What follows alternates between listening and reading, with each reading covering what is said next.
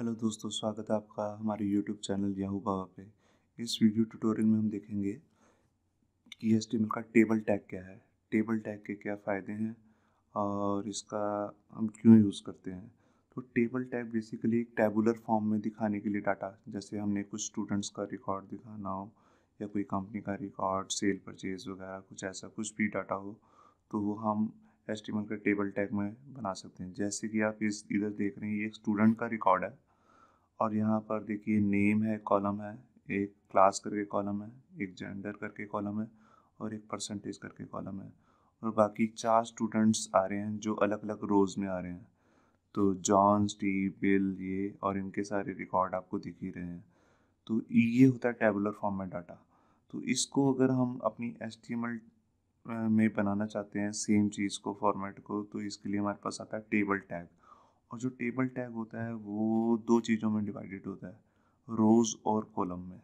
ठीक है, तो इसको कैसे बनाते हैं तो मैं आपको बताता हूँ। इसके लिए सबसे पहले हमारे को एक टेबल टैग चाहिए होगा जिसके अंदर सारा डाटा आएगा।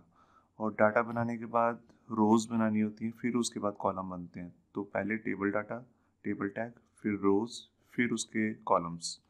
तो जैसे देखिए, अब हमने टेबल टैग के बाद एक रो बना ली। तो रो बनाने के लिए जो हमारे पास टैग है उसका नाम है TR टैग। TR मतलब टेबल रो। ठीक है, अब मैं इसके अंदर जैसे 2 कॉलम बनाना चाहता हूँ, तो 2 कॉलम बनाने के लिए मैं 2 बार TD टैग लूँगा। TD का मतलब है यहाँ पर table data tag, table data tag. जी हाँ, तो मतलब कि पहले हम टेबल टैग बनाएंगे, फिर रो बनाएंगे, फिर उसके अंदर 2 कॉलम बनाने के लिए 2 बार TD टैग लिखेंगे। अब जैसे मान लो मेरे को एक बार और एक और रो बनानी है, तो सेम टू सेम प्रोसीजर हम दोबारा फॉलो करेंगे। हम दोबारा से एक TR बनाएंगे, रो बनाएंगे और उसके अंदर 2 TD डालेंगे एज ए कॉलम। ठीक है, तो अब देखते हैं इसे प्रैक्टिकल कैसे बनाते हैं। देखिए, जैसे यहाँ पर हमने Notepad++ में अपना एक न्यू डॉक्यूमेंट बना लिया है। अब हम इसे सेव कर लेते हैं। इसको सेव करते समय मैंने यहाँ पर नाम इसका दे दिया table1.html। तो यहाँ पर टाइटल में जैसे मैंने डाला ही हुआ टेबल टैग। अब हम इसे शुरू करते हैं। तो टेबल टैग के लिए जैसे हमने पहले आपको बताया है कि इसके लिए हमारे को सबसे पहले जो टेबल टैग चाहिए होगा, तो टेबल, और यहाँ टेबल को क्लोज कर लिया। अब इसके अंदर हम सबसे पहले बनाएंगे रो। जैसे कि हमारे को 2 रो बनानी है और उसके अंदर 2 कॉलम बनाने हैं, तो इसके लिए हमारे को 2 रो बनाने के लिए 2 बार TR लेना पड़ेगा। ये लिया, और इसके अंदर हम कॉलम बनाने के लिए जैसे हमें 2 कॉलम चाहिए तो TD लेंगे। TD मतलब टेबल डाटा। अब इसके अंदर हमने लिख दिया A। इसी की हम कॉपी बना के इसी को नेक्स्ट लाइन में पेस्ट कर देते हैं और यहाँ पर लिख दिया B। ठीक है, अब सेम टू सेम हम पूरी रो कॉपी करके यहाँ पर पेस्ट कर लेते हैं और यहाँ पर हम लिख देते हैं C और D।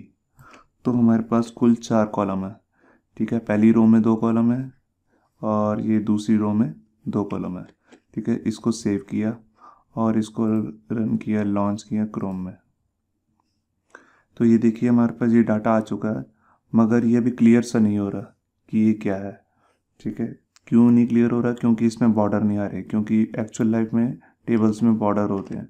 तो उसके लिए यहाँ पर टेबल के अंदर, टेबल टैग के अंदर एक प्रॉपर्टी आती है जो है बॉर्डर नाम से।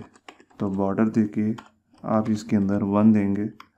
1 मतलब 1 पिक्सल, जो इसकी विड्थ होगी बॉर्डर की, ये आ गया। ठीक है, आप इसको जितना ज़्यादा देंगे उतना ये थिक होता जाएगा। ये देखिए, मैं इसको 30 दूंगा तो 30 भी हो जाएगा।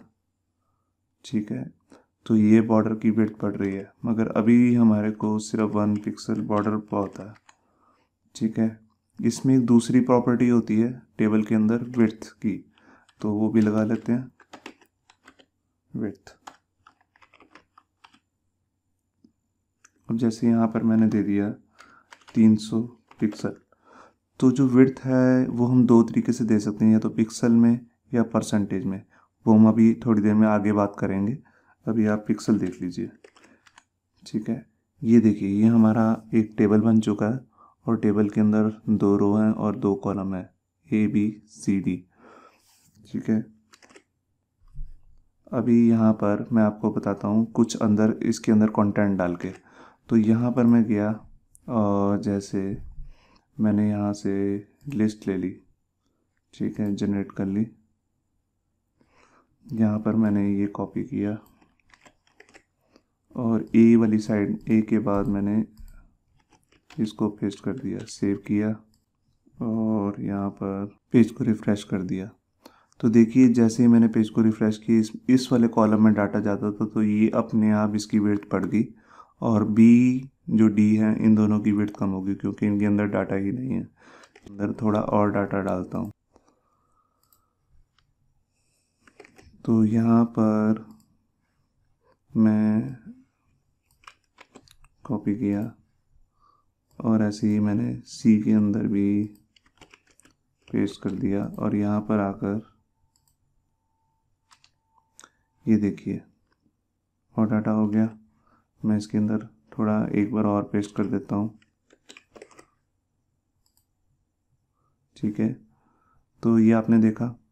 ठीक है, यहाँ पर हमने डाटा डाल दिया है। ठीक है, इसमें भी थोड़ा सा डाटा डाल देते हैं, बी में भी। बी में थोड़ा सा ही डाटा चाहिए बिल्कुल, तो हम ये छोटी वाली रो कॉपी इसमें पेस्ट कर दी और इधर आए, पेज को रिफ़्रेश किया, ये देखिए। ठीक है, तो ये हमारा टेबल है जिसमें 2 अलग अलग रोज़ हैं और 2 ही कॉलम्स हैं इसमें। तो यहाँ पर अब हम बात करते हैं कि यहाँ पर सबसे पहले मैं आपको बताता हूँ, ये देखिए जो ये डाटा है, ये वाली रो है, इसके अंदर यहाँ पर डाटा ऐसे आ रहा है और ये क्योंकि इसमें डाटा ज़्यादा हो गया और इसमें कम है तो ये ऑटोमेटिकली ये वर्टिकली ये सेंटर में हो गया है TD के। तो इसको कैसे ऊपर लाते हैं, हम चाहते हैं कि ये यहीं से स्टार्ट हो। तो इसको बेसिकली बाय डिफ़ॉल्ट जो टेबल जो TD टैग होता है उसके अंदर जो वर्टिकल अलाइनमेंट जो होती है वो सेंटर में होती है, मिडल में। ठीक है, इसको ऊपर करने के लिए हम क्या करते हैं, यहाँ पर हम लिखेंगे वी अलाइन। वी लाइन का मतलब है वर्टिकल अलाइन, और यहाँ मैंने दिया टॉप। अगर मैं इसे टॉप दूंगा तो ये देखिए टॉप से शुरू हो गया। अगर इसमें 3 वैल्यूज़ हो सकती हैं, या तो टॉप होगी या होगी बॉटम। तो ये देखिए बॉटम करते ही ये बॉटम में आ गया। ठीक है, तो यहाँ पर जैसे आपने देखा कि 3 तरीके की वैल्यूज़ हो सकती हैं, बॉटम है, टॉप है, या आप मिडल भी रख सकते हैं, मिडल। ठीक है, बाय डिफ़ॉल्ट मिडल ही होता है, आप इसे टॉप या बॉटम वगैरह भी कर सकते हैं। तो फ़िलहाल के लिए हम इसे टॉप ही कर देते हैं। तो यहाँ पर हमने इसे टॉप कर दिया। तो अब हम इसमें देखते हैं दूसरी प्रॉपर्टी, जो इसका नाम है यहाँ पर सेल पैडिंग और सेल स्पेसिंग। अभी आप यहाँ देख रहे हैं कि सारा डाटा जो है वो बॉर्डर के साथ चिपका हुआ देख रहे हैं। ठीक है, तो इसको हम चाहते हैं कि बॉर्डर से थोड़ा सा गैप आ जाए।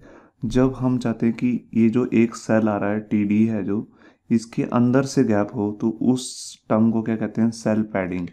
तो जो सेल पैडिंग है वो टेबल टैग की प्रॉपर्टी है, तो हम यहीं देंगे सेल पैडिंग।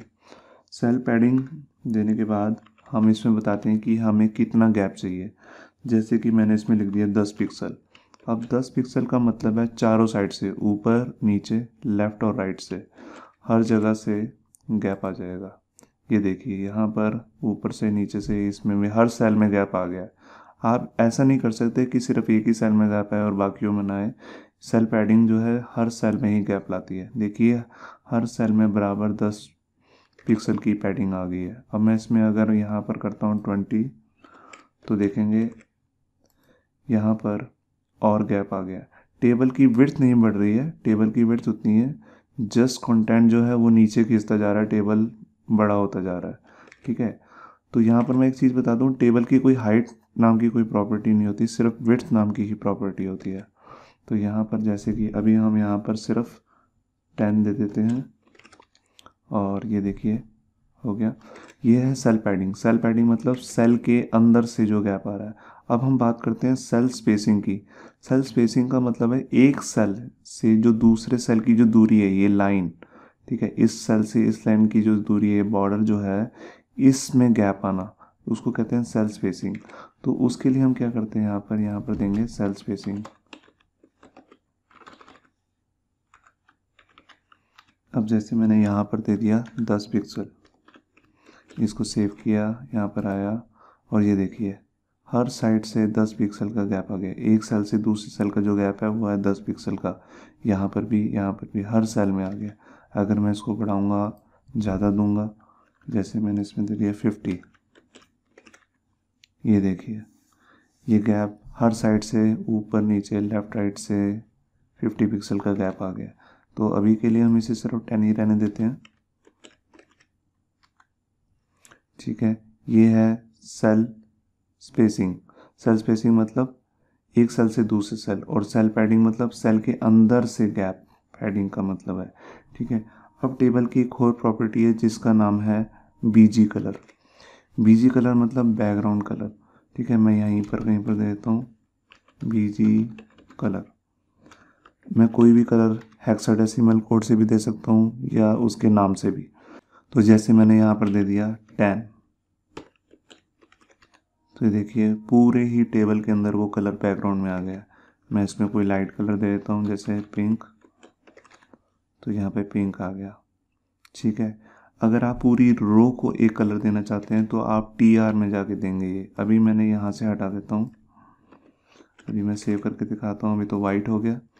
अभी मैं एक TR में गया और यहाँ पर जाकर मैंने पिंक दे दिया। ये देखिए पूरी एक रो में हो गया कलर। अगर मैं दूसरी कलर रो में दूसरा कलर देना चाहता हूँ तो वो भी मैं दे सकता हूँ, जैसे मैंने यहाँ दे दिया येलो। ये देखिए तो दूसरी रो में दूसरा कलर हो गया। मगर अगर मैं हर इस सेल में अलग, इस सेल में अलग, इस सेल में अलग, तो अलग अलग सेल में अलग कलर देना चाहता हूँ तो मेरे को यही प्रॉपर्टी बीजी कलर वाली TD में जाके देनी पड़ेगी। जैसे मैं यहाँ पर गया और मैंने यहाँ पर दे दिया ऑरेंज।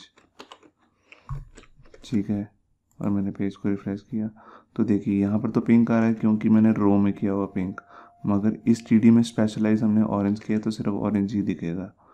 ठीक है, तो मैं किसी भी TD में जाके कुछ भी कलर दे सकता हूँ। जैसे मैं यहाँ गया और यहाँ पर मैंने दे दिया ग्रे, ये देखिए। ठीक है, तो यहाँ पर आपने देखा कि हम कैसे बीजी कलर का यूज़ कर सकते हैं। टेबल के अंदर भी दे सकते हैं, ठीक है, मैं TR में भी दे सकता हूँ और इसे TD के अंदर भी दे सकता हूँ। अब मैं आपको बताता हूँ इसके अंदर अलाइनमेंट के बारे में। ठीक है, पहले मैं ये सारे कलर्स रिमूव कर देता हूँ, Ctrl Z कर देता हूँ।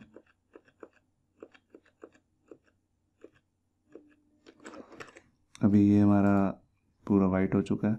अब मैं इसमें बात करता हूँ अलाइनमेंट की। ठीक है, अगर मैं यहाँ पर प्रॉपर्टी के अंदर, टेबल की प्रॉपर्टी के अंदर जाके यहाँ लिखूँ अलाइन, तो ये टेक्स्ट को हॉरिजॉन्टली अलाइन करेगा। जैसे कि मैंने इसमें कर दिया सेंटर, बाय डिफ़ॉल्ट लेफ्ट है। अगर मैंने सेंटर किया तो ये देखिए टेबल ही सेंटर में हो गया। अगर मैं इसे करता हूँ राइट, तो ये देखिए ये टेबल जो है राइट में चला गया। ठीक है, बाय डिफ़ॉल्ट ये लेफ़्ट में होता है। अभी मैं इसे सेंटर में कर देता हूँ, ये देखिए। ठीक है, अब जैसे अब यही वाली प्रॉपर्टी जो है मैं किसी सेल में लगाता हूँ। ठीक है, जैसे कि मान लो मैंने इसमें दे दी C में, सेंटर कर दिया, सेव किया। ठीक है, तो इसके अंदर का टेक्स्ट जो है वो सेंटर में हो गया। अगर मैं इसे राइट करूँगा तो यहाँ पर देखिए ये अंदर का टेक्स्ट ही राइट में हो गया। अगर मैं चाहता हूँ पूरी रो जो है उसके अंदर जो टेक्स्ट है वो ही राइट लाइन हो जाए, तो यही मैं प्रॉपर्टी TR के अंदर डालूँगा। ठीक है, एक पूरी रो के अंदर, तो उसके अंदर जितने भी सेल होंगे जो TDs हैं वो सारे ही आपके राइट लाइन हो जाएंगे। ये देखा आपने। ठीक है, तो ये थी हमारी प्रॉपर्टी अलाइन। ठीक है, अब हमारी प्रॉपर्टी आती है इसमें हाइट। हाइट जो बनी है वो है TD के लिए। ठीक है, टेबल पे कोई हाइट नहीं लगती क्योंकि टेबल तो नीचे खिंचता रहता है, डाटा जितना मर्जी टेबुलर फॉर्म में आ सकता है। मगर हम विड्थ पे तो कंट्रोल कर सकते हैं, हाइट पे नहीं। मगर हाइट में हम एक जो TD नाम की प्रॉपर्टी है उसी में कर सकते हैं। तो वो कैसे करते हैं, जैसे कि मान लो मैं एक TD में गया और यहाँ पर मैंने दे दी हाइट, और यहाँ पर दे दिया मैंने 200 पिक्सल। ठीक है, सेव किया। अब ये देखिए ये 200 पिक्सल हो गया, दोनों ही सेल 200 हो गए। अगर मैं इसको करता हूँ 400 तो ये देखिए ये मेरे सेल जो हैं बाय डिफ़ॉल्ट 400 हो गए। जब इससे ज़्यादा डाटा आएगा तो ये ऑटोमेटिकली नीचे खिंच जाएगा, स्ट्रेच हो जाएगा, मगर अभी ये इतना ही मिनिमम इतना ही रहेगा। ये देखिए इसमें हमने वर्टिकल लाइन टॉप नहीं लगाया तो ये बाय डिफ़ॉल्ट सेंटर में ही दिख रहा है। अगर मैं इसमें लगाऊंगा वी लाइन और इसे करूंगा टॉप तो ये टॉप हो जाएगा। सेव किया और ये देखिए, ठीक है। तो आपने हाइट प्रॉपर्टी देखी, ठीक है। अब हम बात करते हैं जो हमने पीछे छोड़ी थी। हमने आपको बताया था जो टेबल की जो विड्थ होती है वो आप या तो पिक्सल में दे सकते हैं या परसेंटेज में दे सकते हैं। अब पिक्सल और परसेंटेज में डिफरेंस क्या है? पिक्सल में जो होती है वो टेबल की विड्थ फिक्स्ड होती है, ठीक है, मगर जो हमारी परसेंटेज में होती है वो होती है एकदम रिस्पॉन्सिव, कह सकते हैं लिक्विड लेआउट। मतलब कि अगर किसी की स्क्रीन ज़्यादा छोटी है तो वो अपने आप एडजस्ट हो जाता है टेबल। मैं भी आपको करके दिखाता हूँ। अब देखिए जैसे हमारे यहाँ एक टेबल है और इस टेबल में हमने विड्थ जो है फिक्स्ड है। इसका क्या मतलब है? मतलब कि अगर मैं अपनी जो स्क्रीन है इसको छोटा करूँगा और यहाँ पर देखूँगा तो नीचे से स्क्रॉल बार आ गया, देख रहे हैं, क्योंकि उसकी विड्थ फिक्स्ड रही। मगर अगर यही मैं जो विड्थ है इसको परसेंटेज में दूँ तो क्या होगा? परसेंटेज मैं आपको दे के दिखाता हूँ। जैसे मैंने किया 100%। 100% का मतलब है जितनी स्क्रीन है उतनी ही टेबल की स्क्रीन हो जाए, ठीक है, टेबल की विड्थ हो जाए। तो अब इसमें देखते हैं कि कैसे। ये देखिए टेबल अपने आप उतना हो गया। अब जैसे जिसकी स्क्रीन ज़्यादा छोटी होएगी तो टेबल की विड्थ भी अपने आप एडजस्ट हो जाएगी, क्योंकि स्क्रीन ही इतनी है। जैसे ही ब्राउज़र की विड्थ इतनी हो रही है, देखिए नीचे स्क्रॉल बार ही नहीं आ रहा है और ये जो अपने आप विड्थ है अपने आप फैलती जा रही है। तो इसको हम जो हम परसेंटेज में टेबल की विड्थ देते हैं इसको हम लिक्विड लेआउट भी कहते हैं, क्योंकि ये अपने आप फैलता रहता है। एक होता है फिक्स लेआउट जो हम पिक्सल में बनाते हैं और एक होता है लिक्विड लेआउट जो हम परसेंटेज में बनाते हैं। तो आप देख रहे हैं मैं इसमें यहाँ पर जाके ये भी कह सकता हूँ कि सिर्फ 80% स्क्रीन का। अब मैं यहाँ पर गया और स्क्रीन का देखिए ये सिर्फ 80% हो गया। अब जब स्क्रीन का साइज़ इतना होगा तो ये 80% अपने आप एडजस्ट करता जा रहा है। अगर मैं इसे कहूँगा 50% तो यहाँ पर ये 50% हो गया स्क्रीन का। और ये देखिए जब स्क्रीन पूरी विड्थ में है तो यहाँ पर ये 50% इसकी विड्थ हो गई है। जैसे जैसे मैं कर रहा हूँ तो उसकी विड्थ 50% अपने आप होती जा रही है। तो आपने देखा कि कैसे मैं इस अलाइनमेंट को यूज़ कर सकता हूँ। तो यहाँ पर हम इस वीडियो का एंड करते हैं। तो थैंक्स हमारी वीडियो देखने के लिए, और आप हमारी अगली वीडियो ज़रूर देखिए क्योंकि उसमें हम टेबल टैग की दो इम्पोर्टेंट प्रॉपर्टीज़ हैं जो हमने इस वीडियो में डिस्कस नहीं की हैं, कॉल स्पैन और रो स्पैन, जो हम उसमें डिस्कस करेंगे। तो उसको जो देखना मत भूलिए और हमारे चैनल को सब्सक्राइब जरूर कीजिए। Thank you.